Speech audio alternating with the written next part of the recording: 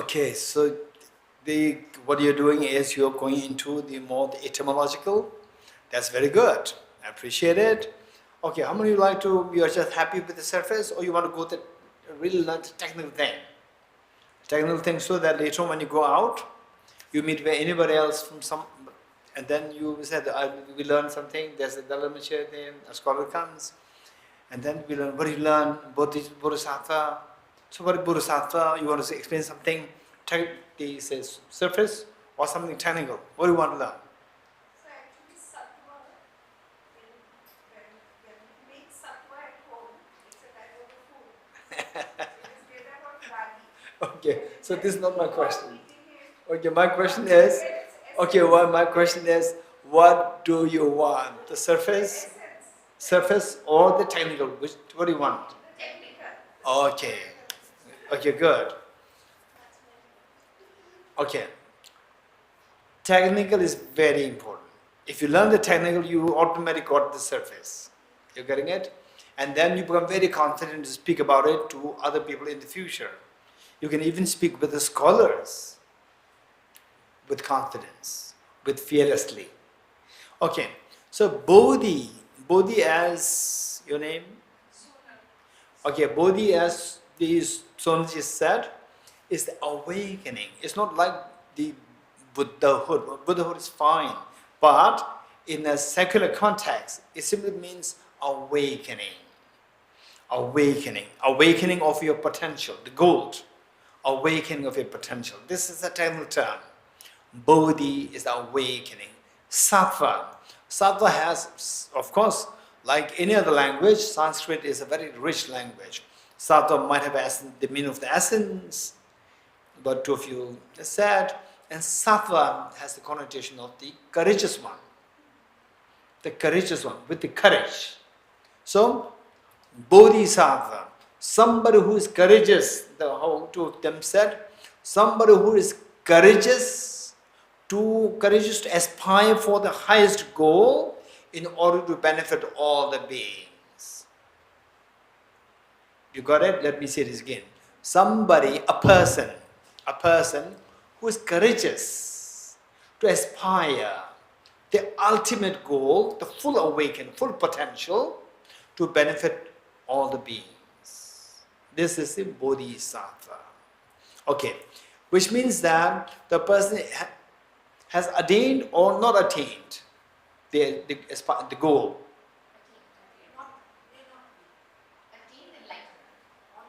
Okay, let me say something. Okay, let me repeat what I said. Bodhisattva is someone who is courageous, sattva, courageous to aspire. This is key word.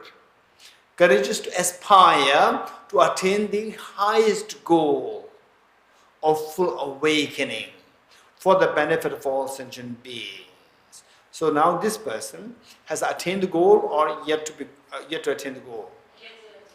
Yes, the person aspires. You're getting it? Aspires. It's not yet. When you attain the goal, you become Buddha. Buddha meaning awakened one. Buddha. Buddha is the one when the person attains the full awakening. Which means not necessarily Buddha Shakyamuni. Right? Say, each one of us, you remove a mental dirt, you will attain this state. You become the Buddha. Yes. So is the Bodhisattva's vow that until everybody is awakened, they will not attain Buddha? Okay, this is a good question. So now, it seems like they will have heard many of these things. This is a good point. So there are two things. For example, let's say the mother and the children. The mother thinks of helping the children. So the Bodhisattva thinks of helping all the beings. Does this metaphor work? Good. Now let's say that all the children are hungry. Mother is also hungry in, the famine. We are all stricken with hunger. And the mother will tell the children, don't worry, right? I will also remain hungry, right? Till I'm able to help you, I will not eat. You're getting it? So, but the mother will actually will go to look for food. She will not remain like this all the time. But meanwhile, the children, for them to feel happy that my mother is always with us. For this, the mother gives the confidence in the children that don't worry, I'm always with you. I'll also remain hungry till you get food. And mother will strive to get the food. Right? And which mother is more sensible? Finally, she gets one piece of bread. With this piece of bread, if this has enough energy for her to go to the main town and actually get 20, 30 bread. Or just this small bread she distributes to the children and finish, they all die. Which is more sensible? Eat it.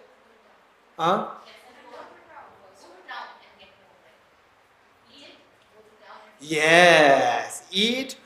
And eating is not for, okay, so let my children not know about it. I'll eat so I'll be happy. No. I'll eat so that I'll have energy to go to the town to get more food. You getting it? That is wise. Why the mother did it is because of the love for the children. You getting it? Likewise, bodhisattvas, they want to go to the town of the awakening, attain the awakening, and then come to help the children like all the beings who are suffering. You getting it? So the bodhisattva is, and who is greater? Bodhisattva is greater or the Buddha is greater?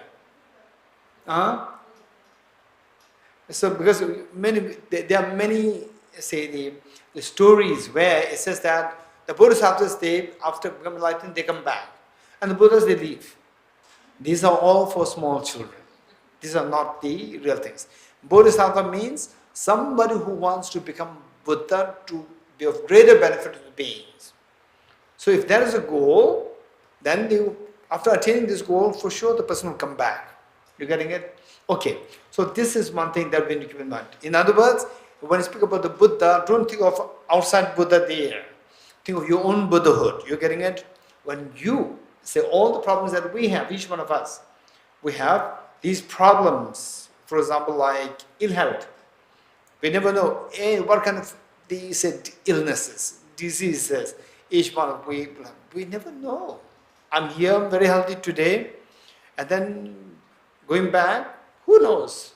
There suddenly I may have some problem. Yes, it did happen in 2012. That one night I could not have sleep, and the pain persisted for 3 days. And then I took usually we have some pains here and there, and gradually it goes away. And I thought it's like this, so I didn't go to hospital. And one of my, the relatives told me that, no, you should not stay like this, you have to go to hospital. Just to make the other person happy, I went to hospital, and the hospital diagnosed it was tuberculosis. In a way, the person saved me.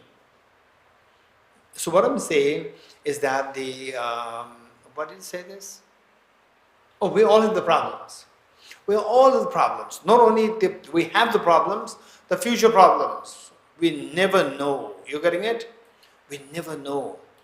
So, all composite things are impermanent, all contaminated things are subtle nature. And these problems, they have a solution. But to look for the solution, first we have to acknowledge the problems. We have to identify the problems. And if you are ultra rich, you have a problem. You're poor, you have a problem. If you're young, you have a problem. You're old, you have a problem. Monastics, you have a problem. Lay people, you have a problem. Everybody has a problem. The question is that if the problem is there, the problem is a fear. Problem is that they say, I don't want to have this illness, this problem, that problem, so forth, but I have no freedom not to have that. You agree? I have no freedom not to have the diseases, illnesses in the future. I have no freedom to say I will not have problems anymore. This is known as lack of freedom. Is there a solution? Answer is yes, there is a solution. But for that, we have to first acknowledge what kinds of problems can potentially be there. This is so important for us to know that. Okay, in fact, we can go deeper into what kind of problems, but I'm not going to. What that we have. few things to be covered. First, I'm completing this text. After this, I'm thinking of, as Dorji Savidaji yesterday said, if you can go deeper into the philosophy, you can go deeper about seeing the reality. I can see that most of you are from the last time as well, so that we can go deeper. Okay, so with this in mind, now the Bodhisattva, you understand it. So Bodhisattva is somebody who is on a journey, right? So generally speaking, how many of you know that is in a family or anybody else? Somebody who over the last, say for example, okay, here maybe the youngest one is the girl here. What's your name? Afshan. Say, you have not seen the world as much as what we have seen, right? Okay, never mind. It's, in a way, it's a compliment. So others, we have seen the world, And do you agree with me that many of the people that you have seen in your life, many of them, who you have seen very closely, not just superficially. Superficially is very different. Very closely, as the person grows older, the person starts to miss one's youth. When I was young, I used to do like this, do like that, and so forth. And then they start to feel lonely, right? They start to feel bored. And then the mind is so active. And then what do? Usually, you have so many things to do, you're so busy.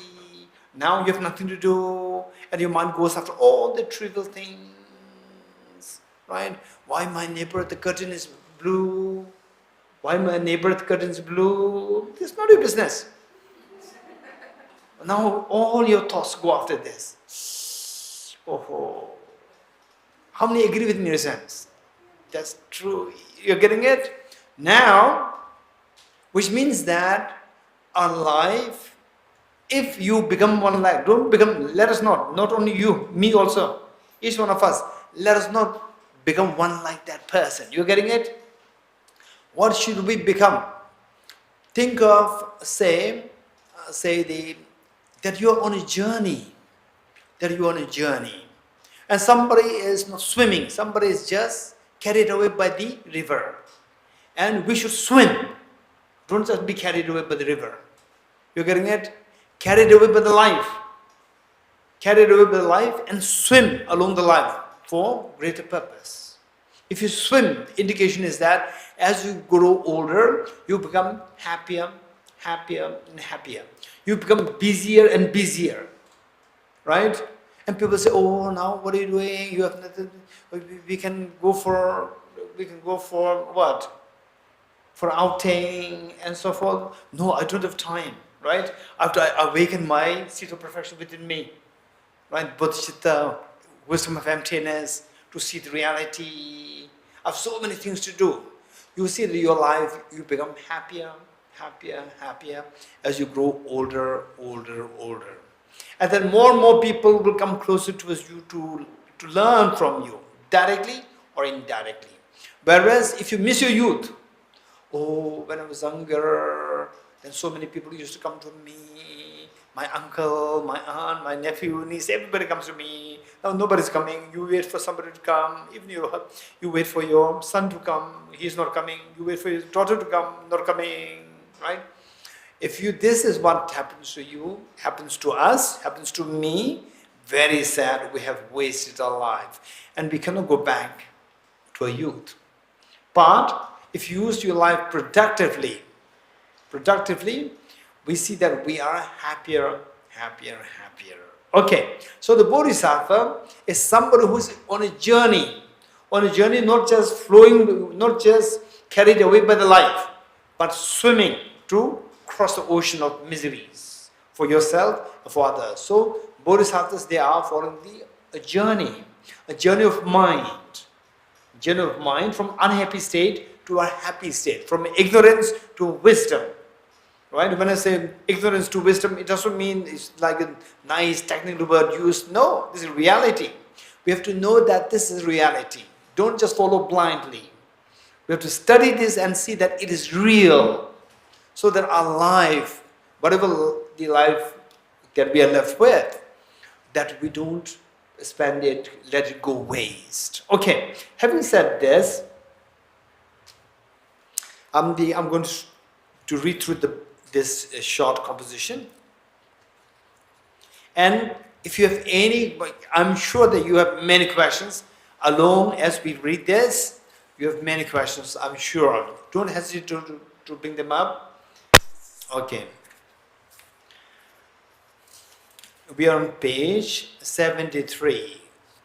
The text is composed by, text is known as the 37, the one page before that, or 2 pages before that, it says, did you get the page 73? And 2 pages before that is 37 practices of bodhisattvas. So this author, page 73, 2 pages before that. 2 pages before, because why I'm saying 2 pages before that, because there's no page numbering before that. 37 practices of the bodhisattvas. So bodhi is the full awakening, essence within you, within each one of us. And sattva is somebody who's courageous to undertake this journey to awaken this potential, awaken this treasure within us, treasure of happiness within us. Okay. Author, Geshe Thome Sambo.